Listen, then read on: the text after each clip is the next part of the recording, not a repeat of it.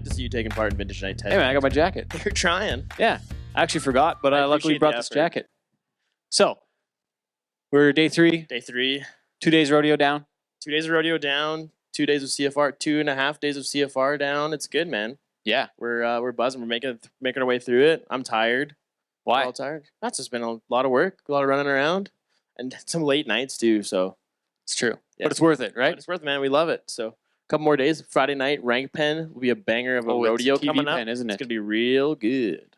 Gonna be great. Okay, so we've done a few shows like this. First one was in like 2019. Did them again in 2021. This is our third kind of year doing these at the Canadian Finals Rodeo, and today we got something a little different. We've got kind of the business side. The business side. Yeah, so we've got a couple of our friends rounded up. We'll bring them up on the stage. We can talk some sponsorship, some of the rodeo kind production side of things. Yeah, it'd be good. Give people an inside look of how a rodeo happens. Yeah, what it takes to make a rodeo happen. Exactly. So thanks everybody for joining us. We'll get her going here. So our first guest today, he's the president of the Ponoka Stampede. Stampede.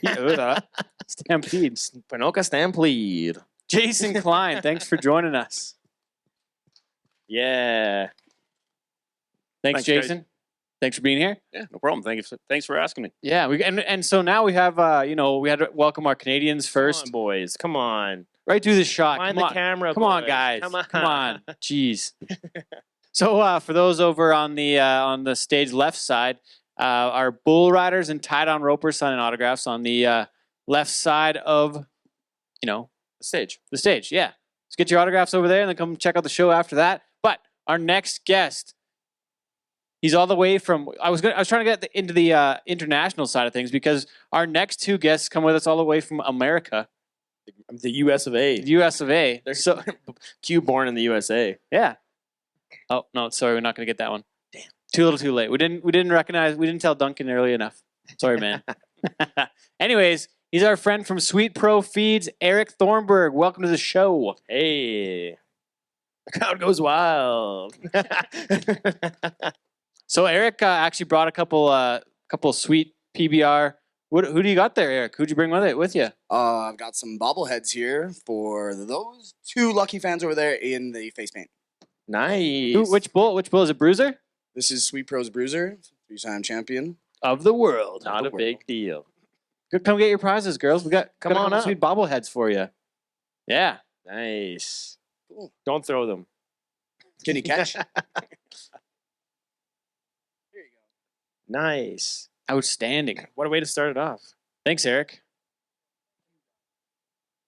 Nice. Awesome. And our third guest, he comes to us all the way from Georgia, part of the Wrangler Network. Now with Wrangler, the brand directly. He's my friend, David Sharp. He's my friend too, man. Yeah, he's also Storm's friend. He's exclusively your friend. He's not allowed to be anybody else. He's my friend too. Okay, thanks everybody for being here today. Yeah. David, it's been quite the trip. You left on what, Tuesday, and you just got here today? Not quite, but close. I got here last night through a roundabout way of. I had to stay in Calgary because I couldn't get up here. The drive was kind of rank on Wednesday, as you guys know. We were glad that we left Tuesday because it was nasty. That's about as bad as it gets, isn't it, Jason? It is, yeah. It doesn't get much worse. It's almost North Dakota bad. Agreed. Agreed. That's Winnipeg weather for you right there. Did you have some regrets flying in, David, seeing all the snow on the ground? Did I what? Have some regrets flying in? No. It was good. I got stuck. You have airplane problems, mechanical, so that started it. And then I hung out in DFW for like 12 hours and then got to Calgary at midnight, and then they lost my bag. So it was just a progressive one thing after another. and they lost it. They just was it losing or did they just misplace it from you? Because it was on a different carousel, wasn't it? Yeah, so it was trickery. It was a bit of a Where's Waldo day. David, let's get right into things here. You brought there's this thing that you've had to have with you for the last 6 months, maybe even longer, maybe 8 or 9 months now. Is that a challenge? All year? Yeah, it's been a while. I've had to haul this thing around. Everybody goes why are you wearing a backpack everywhere you go? Why do you have a man purse with you? Smallest backpack ever. You're going to expose me. So the quick version, hang on. Wrangler's 75th anniversary. So Montana has partnered with us, and this thing actually has 75 real diamonds in it. Whoa. We're going to end up auctioning off to a couple of charities as we roll into January, celebrating the rest of the year. So it's exciting. The Montana made it. It's worth $4 $40,000, something crazy. Like That's I correct. can't say it That's too correct. loud, but That's correct. yeah. I actually, I trust them, but I wanted to know what the diamonds were, so I asked somebody that knows about diamonds, and they were like, "Yeah, this is legit. If I'm making a bracelet out of it, U.S. 20 grand in diamonds." So No way. Really? wow, yeah. So Holy the rest smokes. of it, you know how much it takes to make a buckle. It's pretty remarkable. And you're gonna auction it off, and for which charities again? What was the We're story? gonna give now Western Sports Foundation and Lead Changes. Both of them. The concept is as we celebrate our 75th anniversary, is to sow into the next 75 years. So that's kind of the concept. People that speak into stuff like that. Lead Western Sports Foundation, you know what that is. But Lead Change is an organization that takes people that are not familiar, that come from inner cities or areas that would never get to be involved in the Western lifestyle, and they bring them out. Could be any level of different hardships or travesties in their lives, and bring them out. They don't boast about it. They don't post pictures of these kids. Most of them are kids, and they bring them out and let them come up to Wyoming and spend some time on the ranch just to rehab the back of the horse concept. Nice. Jason, let's get into the rodeo this year. It was a big year for rodeo all across the country. Record crowds all over the place. As we know, the last couple of years has been tough on rodeo. 2 years without a 2 rodeo. years in without a Ponoka. rodeo, Yeah. and talk a bit about how this year went and how awesome it was. I never got to make it up there this year, but Ted said it was an absolute banger. So It was. It was massive, and like I said, 2 years without rodeo. And not just Ponoka, but I think rodeo in general just exploded. Right. I was saying earlier here and talking to somebody in the crowd that our average attendance in Ponoka over the 7 days, we're looking at about 75 to 85,000 people. This year we were well over 100,000. wow. Right. And it's biggest concern, I think, not just Canadian rodeo, but rodeo in general, was after 2 years, are there going to be enough contestants? Are there going to be enough fans? Right. And it was amazing to see. You see shoots full, you see the stands full, sponsors everywhere.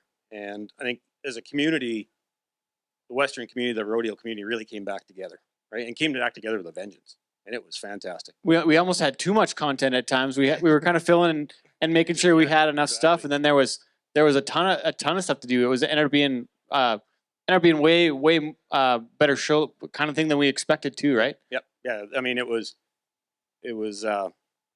You watch and you see guys carrying 4 beer cans at a time, right?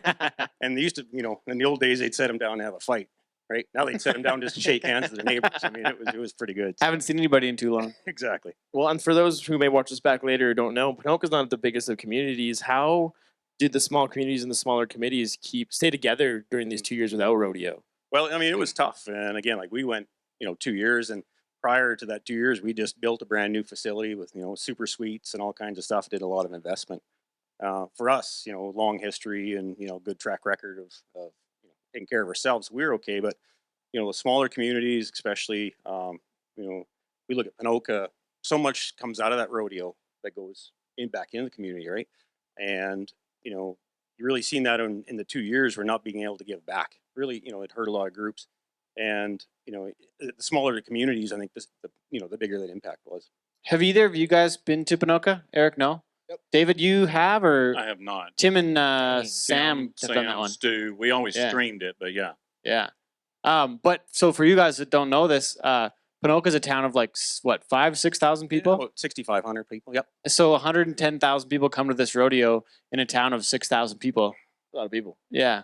I don't know how big your guys' hometowns are, but 900 people. 900. David, how big were you? We're bigger than that. We're in the thousands, but yeah, it's a good sized town. To imagine having that at 600. 600, yeah. Be like having, it's pretty impressive what they do in Ponoka. So Well, Good well advice. and Eric, I mean, we pose the same question to you from a sponsor and like feed standpoint. Did you notice kind of a drop off or a dip throughout the 2 years without rodeo or Western sports going? We didn't really see too much of a drop in sales or anything, but we noticed a drop in enthusiasm of just like life and culture around. So it's nice to have it back. That's for sure. you guys have been involved for probably, how long has it been on the PBR side between the Buck and Bulls? Bruiser, like it's probably been about 10 years that I remember right now, but it's probably way longer. Yeah. So the pages, Dylan and HD had been using our products for probably about 10 years, and they had a really bad conception rate. It was probably about a 63% conception rate, and it was the worst that they had ever had, actually. And so our guy Ronnie Glover in Oklahoma actually went up and he just said, I want you to try these tubs. And he's like, Ronnie, I've tried these tubs all over the place. No way. And he's the sales rep there? He's our sales rep in Oklahoma, but just really good friends. And he basically, Dylan went on a big long rodeo tour out the east, and Ronnie came over, dropped tubs off, and he said, hey, I want you to feed these every 10 days. And when he came back, he could see a difference in his cows. And he was like, all right, next year, conception rates go up to about 93. You know how much those animals can go for on those sales and everything. And we pulled the trigger on a sponsorship with Sweet Pro's Long John, ended up winning the world. And then I was just watching Bruiser right behind him, and I was like, we need to get our name on that bull too. Well, how much did that help your guys' brand for being tagged on those world champion bulls? I mean, probably skyrocketed you guys' reputation within the community. Well, I tell you what, it's pretty nice to be able to walk up to someone versus, and say, hi, I'm with Sweet Pro. And they're like, oh, hi, I've heard of that. Versus like, hi, would you like to hear about Sweet Pro? No? Oh, okay, thanks. So it helped a lot. I take it you don't have the same problem, David, on the Wrangler side. It is interesting, yeah. Even here, I feel like, I got to tell you, coming through customs, I had some stuff, and the guy was like, what is this stuff you're bringing in? And I'm telling him, and he goes, I think I've heard of Wrangler. Because, but I wasn't prepared for that. And he said, keep up the good work. Get on through. David, one thing I wanted to ask you about is, even throughout the pandemic, the consumption of how people watch sports, watch events, and consume media has changed a lot from the longer form stuff moving into more of the short form stuff. How has that affected your guys' work with the Wrangler Network and how you guys approach distributing your content? We started, immediately. Obviously, everybody knows when it happened, it was like there was a wall. And so we started going creative, like what could we do to do other things?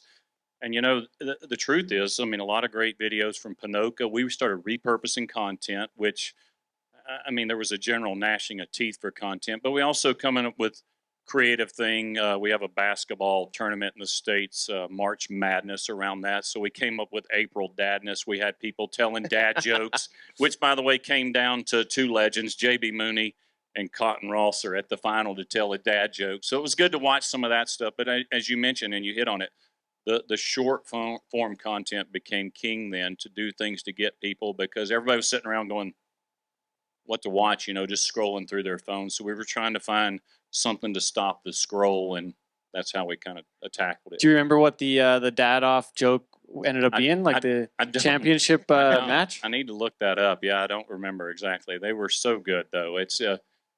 It was good watching. It's still there. You can archive it and watch it on. Go back and watch it. Were you part of that, the dad off? Yeah, me and Matt Merritt pretty much did it, and as you know, Stu, he produced it behind the scenes, and we just. Did you enter though? I feel like you got. No. We were the host, and we'd enter it and bring everybody together. So it started out just like you would imagine with a Sweet 16. We had a bracket system, and they'd tell jokes, and every day they'd go together, and we put PBR against PRCA guys telling dad jokes, and ironically, Flint went out the first round. It was kind of interesting. He tried too hard. That's what it was. He was trying too hard. Oh boy. Well, one thing too that's been really successful for you guys, and what we followed, has been the auxiliary things around the rodeo rather than just the rodeo content alone. How much has that again helped kind of move what you guys need to get out there? I think that's a great question, because rodeo content, we all make our bread and butter off of the bucking horses and the steer wrestling, barrel racing, but ultimately, the diehards get that, the people in our inner circle. But if you want to draw them in, for us, it was, it was Ridge Flundra with his pony. It was some Tomas Garcia Lazo doing trick rope. And it was all these acts and other things that gave us entertainment value that people went, I didn't know this. I thought it was just doing something with animals and roping, but they realized the theatrics and the production of what everybody does that pulls these together. And then we could teach them about Pinoca shootout. We could teach them about the other things, the 100,000 at Calgary, once we got through that. But we had to get them in there with a hook, and that was the way to do it for a lot of people that had no experience with rodeo, was to show them something that was a little bit closer to what they could comprehend. So we have David Sharp with Wrangler here, Eric Thornburg with Sweet Pro, and Jason Klein on the Pinoca Stampede side. You're trying to attract the sponsors. What have you seen that have been some key wins for you all in the last I want to say 5 years or so that you've been, maybe longer, that you've been involved with the Stampede? But what are you doing to attract the sponsors on this side, and what are the most valuable pieces you're providing to keep these people engaged and bring more fans into the sport. What are you doing on that side? And keep your sponsors coming back too. Yeah, Like, exactly. You know, and that's the big one. And you know, really, you got those two key elements you hit on, right? Number one, you got your fans. Number two, you get your sponsors, right? And you know, in the old days, if you will, right, you run out, you get $1,500 or $15,000 from a sponsor, you hang their banner on the fence, you call it a day, right? But it's evolved so much in the last 5 years, right? And you know, it's individual by sponsor. I mean, some sponsors like to have a suite, as an example, right? And they like to entertain and wine and dine. Some aren't that way, right? Some don't want their names out, you know, in certain areas, things like that. So it's really about the package you can offer a sponsor, right? And customizing it for that person, right? Because they have needs, they have wants, these guys will get I don't know how many thousand a year and people looking for money, right? So what can you do different to give them a good experience or great experience that they can give their consumers or their customers a great experience, right? Because ultimately, if they give me $25,000, they got to sell $25,000 somehow, right? Or 50. Or 50, right? Exactly. So, you know, that's really what we're looking at is how do we not only attract new sponsors, but how do we look after the ones we have? How do we give them a great experience, right? So that they keep coming back and they'll bring more with them. And what have you all been doing to ensure these pieces have been fulfilled? I know one big part of it was building another entire bleacher of suites that was, I don't know if like a $5 million or more building yeah. or more. Yeah, maybe 10. I don't know what it is, but it's a ton of money in just one building of suites. You already had the one set of suites in the old Buck and Shoot grandstand. Yep. Maybe not old. That's probably the newest one before that. But then you had also have the suites on the Time Event side as well. So Yep. there's still room to grow, but that was a huge commitment to do to open up 1 year before COVID hit. And then you have to carry the loan over for 2 years of no events. But Right. suites is a huge thing for Ponoka. But tell me more about what else. Well, I mean, and you experienced it this summer, right? And we tried some new things because there's the rodeo, there's the what we call inside the fence, right? And you got your rodeo arena, whether we got rodeo going on or chuck wagons or PBR or kids events or whatever it might be. But there's everything else outside the fence, right? And what can we do for sponsors? You know, we had some sponsors on the outside the fence this year, right? In the carnivals and the midways and art shows and restaurants and things like that. All right. So it's really about showing or selling that whole package, right? And making sure that again, everybody has a great experience. And you know, not everybody wants to come see a rodeo, right? Honestly, right? But they want to maybe bring their kids or bring their family or mom and dad or whatever it might be and have an experience through the day, right? And that's really one thing we focused on this year is come in the morning and stay till late at night, right? And that goes to your fans and your sponsors as well. Well, and David, as Jason mentioned, you have thousands of people reaching out to you guys for sponsorship, endorsement, all that kind of stuff. What are some of the key things you look for before you choose who you support, whether it be a rodeo event or an athlete? I mean, obviously, rodeo events are all the things you can imagine. It's the experience. You want it to be something like that. But obviously, there's crowds and numbers always play into that. But for us, it's really selling jeans. So we want good exposure, something you can put your name on that just doesn't have massive crowds, but portray something positive about the Western lifestyle, the family aspect of it. Because look, I mean, when we were all apart, everybody realized real quickly, I'm not going to waste, if and when we get back together, I'm not going to waste that opportunity for community. And community spoke volumes. So we look at these events and go, who's really building community and doing things that just aren't rodeo, but have ancillary things that can cultivate somebody wanting to be a part of the culture and wear denim. And as far as athletes, you know, yeah, I want them good in the arena, but there's a real facet of what they're doing outside. I mean, are they talking to people? Are they delivering things? Are they volunteering? I know that sounds. Are they making TikTok videos? Yeah. Dancing? Wasey's still on the don't ask list. I'm kidding. His TikTok videos got me nervous. I'm kidding.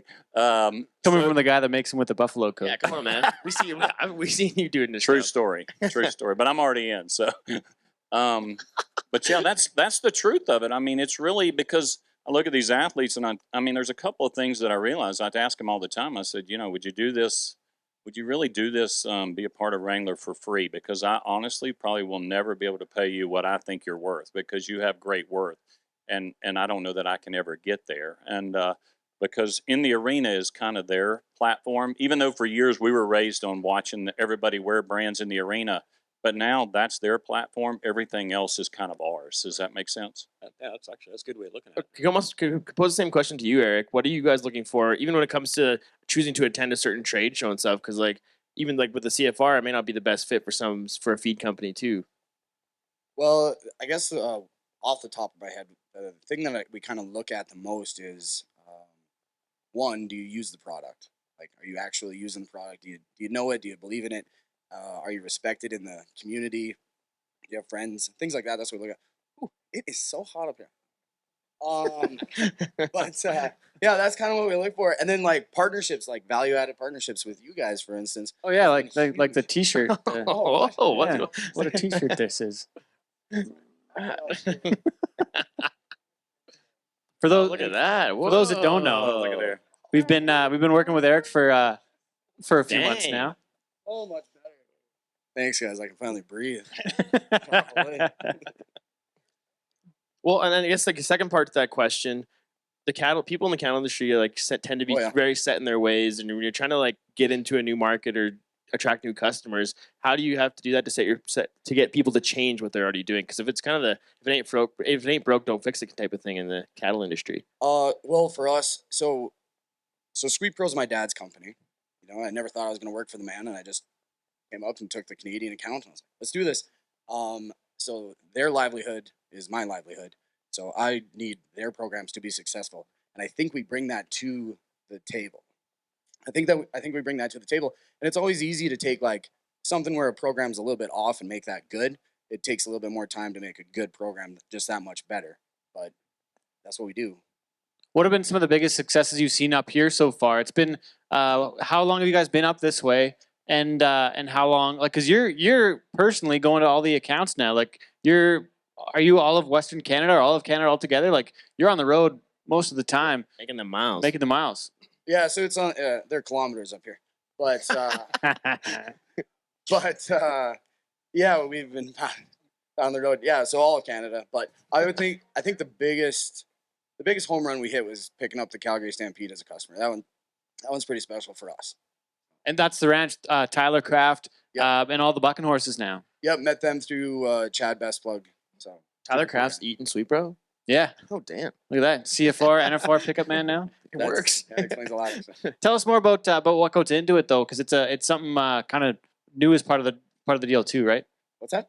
With Sweet Pro, like tell us about the formula, kind of like it's proprietary partially, but Our biggest tell us thing about is Our biggest thing is no starch, sugar, or molasses. We really key on feeding the microbial population of the animal.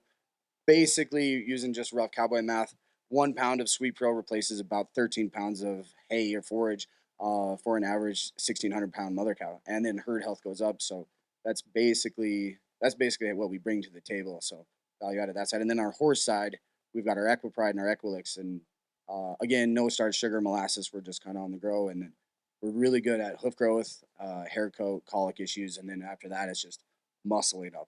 it. I gotta say, it looked like it worked really well for Darcy Fladd this year as far as things went for Darcy. That was new for him, right? And then goes and has a wicked run in Calgary. Gets in a bit of trouble later on at the Stampede, I think. Round Was- 9. Yeah, right. Round 9. Yeah, Broke a tug strap and yeah. took him out. But he was sitting third. All he had to do, so he Clean just run. build it up, That's all he one needed. clean run, and he was going to be running for a championship. And I was Yeah. like, well, let's go. Could have been like what could have been his best finish ever at Calgary, I think. But like he also had a really great season as far as I remember. But and this is year 1 for him with the Equipride and Equilix products. For those that have not met Darcy yet, that boy is a tough cookie to crack. So like enough not to crack. And just convinced him like, hey, I think this is what you want to do with your program. And he's like, no, that's not what. But we got him there, and then like his horses ran great. Excellent season, yeah. Jason, as Ted mentioned earlier in the show, we've done a lot of these over the years and had a lot of contestants come up from both Canada and the U.S. Right. And every time we ask them like what their favorite event is, they say the Ponoka Stampede. So I want to know from your perspective, what makes Ponoka the premier event or the one that everybody wants to go to, or why it's top of the list for most contestants? Well, number one, it's money. You know, honestly, I mean, it's the largest rodeo in Canada, you know, pay wise. And it counts. And it counts, yeah. And that's the It biggest one. It counts, yeah. Exactly. I think it's just, we started in 1936. Obviously, I wasn't around then, but started in 1936, and the traditions that we have created over the years we've kept, right? And it's a real balancing act between, I mean, you look at the athletes today, you know, they're high tech, you know, it's a living, right? So keeping that tradition of rodeo alive, keeping the tradition of what we've done over those years alive, but then, you know, being able to, you know, work into the future of where rodeo is going, right? I think we've had great success with that. Being open-minded, you know, trying new things, not being scared to try new things. Try Hiring to be a leader. Ted. Right, Ted? Yeah, hiring Ted. Yeah, well, That was a mistake. that was a mistake. But hey, it got me up on stage today, didn't it? Yeah, So- it worked out all right. Well, and you guys also reworked the PBR back into the event, which is Yes. both times you've had it in the last 2 years have been bangers of events, or last couple times you've had it. Yeah. Talk a bit about that decision and how it's helped add to the show. Yeah, so I mean, the PBR brings its own crowd, right? To a point. So, you know, so years ago we tried PBRs, either, you know, usually 2-3 nights before the rodeo started, with very limited success, right? So, you know, through COVID and all that stuff we all endured, we held a chuck wagon event back in September 21, and we thought, well, let's put a PBR in it, right? And it was just like, it was a great day because it was that morning, as a president, I got an email from the premier saying that, you know, unfortunately you guys are going to be shut down because as of 8 o'clock in the morning, no more drinking, and, you know, no more bars are open, no more of this, we're going back to lockdown. And then we got an exception as a special outdoor event. So we're the only Thankfully. place in Alberta that night That you could have a beer you could drink with beer. someone else legally. But I mean, then we brought the PBR back again this year with the rodeo, and it just fits so well, right? And you know, it's a different crowd. You know, we finish our chuck wagons up at 8:30 at night. We get the arena ready, we get the lights up, we reload the crowd, and it's fantastic. Get the pyro set. Yep. It's a Get it cool going. transition too to go from the rodeo and like you mentioned, the really traditional side of the way the rodeo fits, to go to the PBR and you got pyro blowing up, and we crank the music up even louder, and it's a bit of a different show that way, and it's a fun. It's fun been cool to see rodeos transition. incorporate that. Like Armstrong did it this year too, and it's a nice way to kind of like tie both together when it seems there's been a lot of like tension between both rodeo and Yeah, PBR maybe. over the years. David, you're no stranger to rodeo production. You've been around it for a long time. Kind of alluding to something you were talking about with like having to cater to the traditional side and kind of the newer age of rodeo fan, the higher end And the new fan. Yeah, Or the not fan that you want to turn into a fan. Yeah, how do you walk the line and find that balancing act between having a product that caters to the traditional fans, but also trying to bring in and entertain the new fans? Well, you know, I think that's also regional and community. You have to look at it because it's not everything, as you know, the city rodeos are a little different than the ones that are out in rural areas. But man, you're right. And even for when I was running Extreme Bulls, there were some events where we did pyro and stuff, but there were some like Cody, Wyoming. We didn't, I mean, we brought a big fire truck in and raised an American flag and did stuff that was a lot different.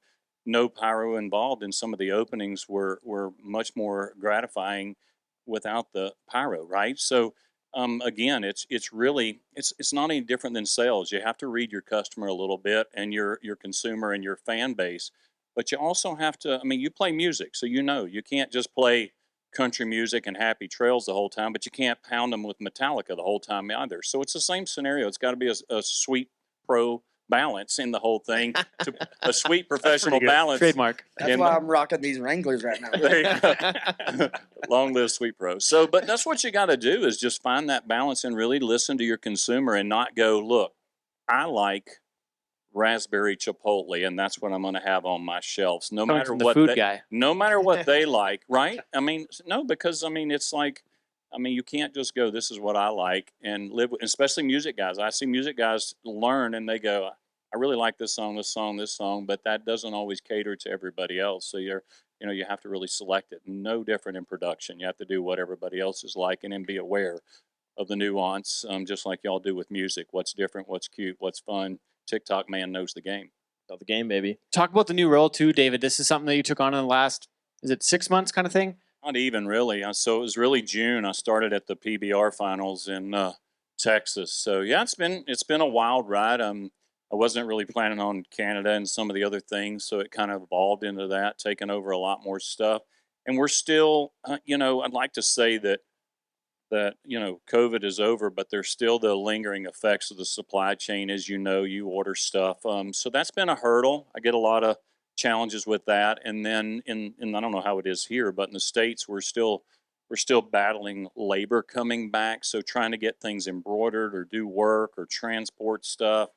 There's a lot of hurdles, but the job is so gratifying and fun because, and for me, I'm on a side that I've never been where, you know, I'm not telling everybody and pitching them like, he said, who I am, can I get in? People are going, oh, Wrangler, okay, that's pretty interesting.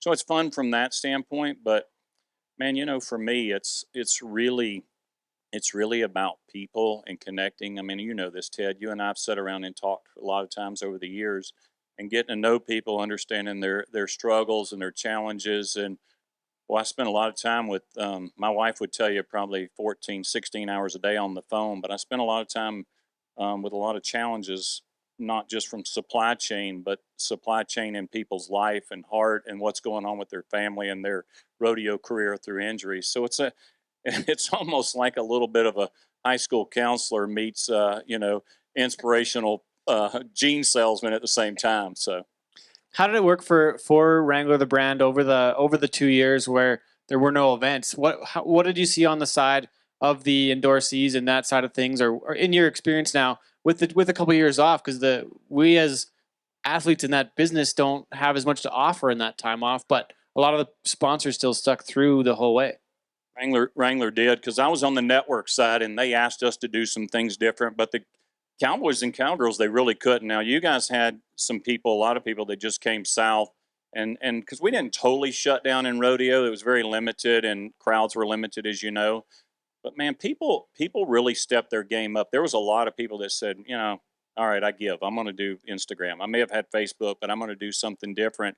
And it became showing themselves doing hay or around the farm or whatever it was. So people learned to expand their exposure, and it was really fun to watch. But it's not a bad thing. I think everybody learned something from this whole COVID thing. As sad as it was to be in the middle of it, when you were in there, you started going, maybe we weren't doing everything to the max, right? And now we're going to capitalize on that. And Jason, for not having events for 2 years, what was that like for you guys to plan one, cancel it, plan one, cancel it, plan one, have it, then get shut down middle of the event, but get an exception, still have one, and then come back the next year and not know until about March that we were going to be able to even have one this year? Yeah. Well, the biggest thing is, you know, in any event, it takes a whole full year to plan it, right? And so we start, you know, basically we finish up, you know, July 2nd or whatever night it might happen to be, and we have a meeting right then. And then we start. And then depending how heated the whole stampede's been, we might separate for a few weeks. But after that, we get right back at it, you know, start, you know, working, you know, kind of every month and every second week and then every week as we go through. And so you put a lot of time into it, and you make your plans and you sign contracts and you do all these things. And, you know, for 2 years, it's like, we'll sign this contract pending, right? We'll sign this pending. And that's tough. And it's tough on your suppliers. It's tough on your sponsors. It's tough on everybody. And the other thing is, you know, to fire up what we call fire our plant up, or, you know, get our grounds going. It's, you know, it's about a $300,000 deal just to get everything up and running, right? So you're just about ready to, you know, kind of hit the light switch and get her going, and all of a sudden it's like, oh, stop again, right? And, you know, I mean, we're a group of 15 directors, right? I got myself and 14 other directors, and you want to see grown men cry, honestly. I mean, you're just, that day you gotta, you know, stick it out there on Facebook or whatever that we're not going, right? It's a tough day. We recently had a podcast episode where we ranked the top 10 barrel racers from Canada, and a discussion that came up was the ground. And I wanted to ask you as a committee member, like, how much of a juggling act or balancing act, or how hard is it to make sure the ground is good enough for your wagons and then for your rodeo performance and all that kind of stuff? It's a topic that comes up a lot in stuff we do. It'd be cool to hear from your perspective. Came up yesterday too at the committee meetings as well, didn't it? Yeah, it did. Yeah, and actually, there was a lot of positive came out of that meeting yesterday. You know, the general consensus yesterday was a lot of the barrel racers now don't look at it as good ground or bad ground, but they look at it as ground condition, right? Because I mean, we're outdoor. It can rain 3 inches or it won't rain for 3 days, all right? And you can put water on it. You can't take water off. You know, and you got the wagons going around. You got barrel racers, you know, running their pattern. You got bulldoggers sliding through it, right? And it's a tough deal. And we're real fortunate. We have one of our board members, Bruce Harbin, does a fantastic job with the ground.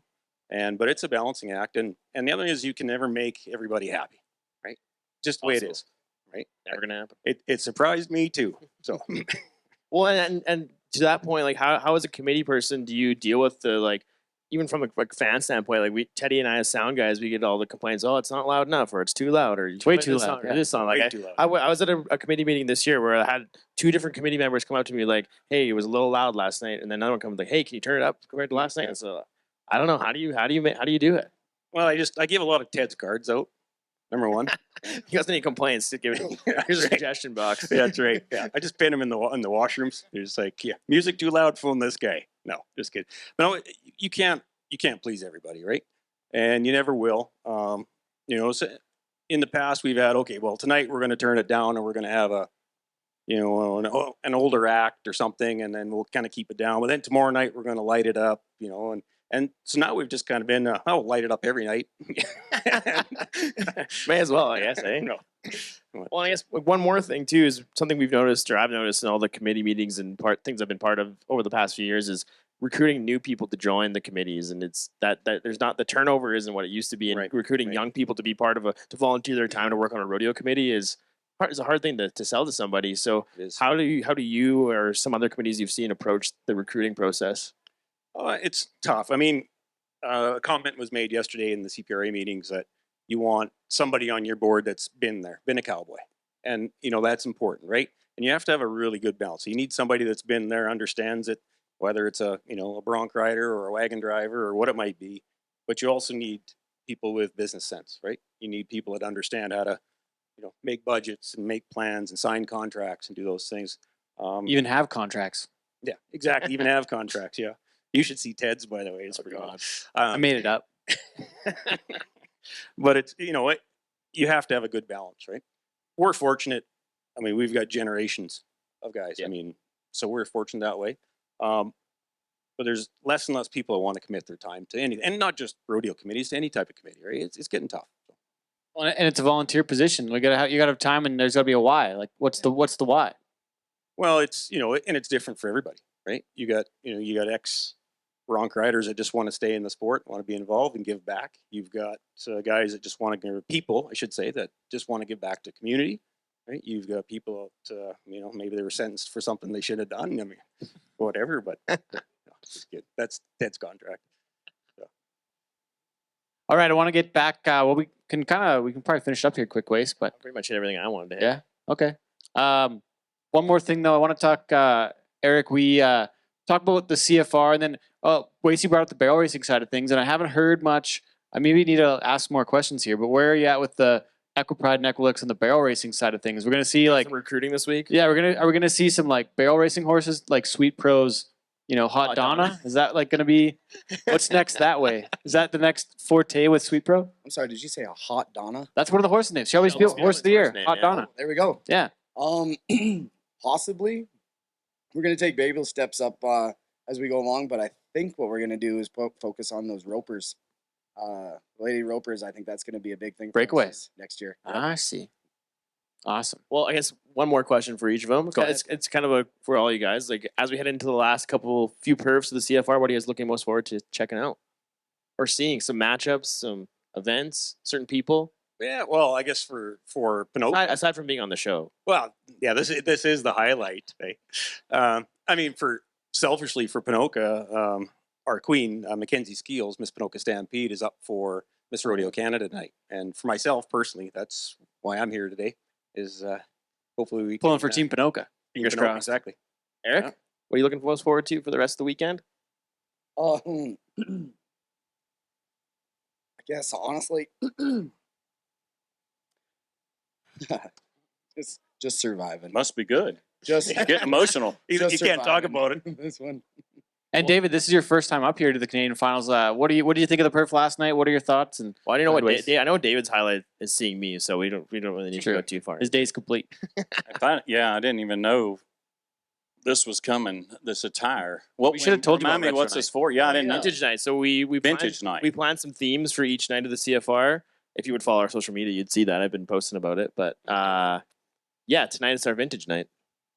Just you guys. It's not a Don't Canada know the thing. CFR. So Okay, aside from the Cowboy Sh stuff, I also manage Okay, the well then, CFR social media. I'm looking forward to seeing the rest of these outfits tonight. It should be good, right? Hopefully people take part in it. There's Yeah. a few folks out there. I thought it was really good. I mean, honestly, I had no idea what to expect coming in here, and I know I'd heard all this story about Edmonton and moving here, so but I mean, anytime you're in an intimate building like this and you've got the caliber athletes, I thought the steer wrestling obviously was lights out last night.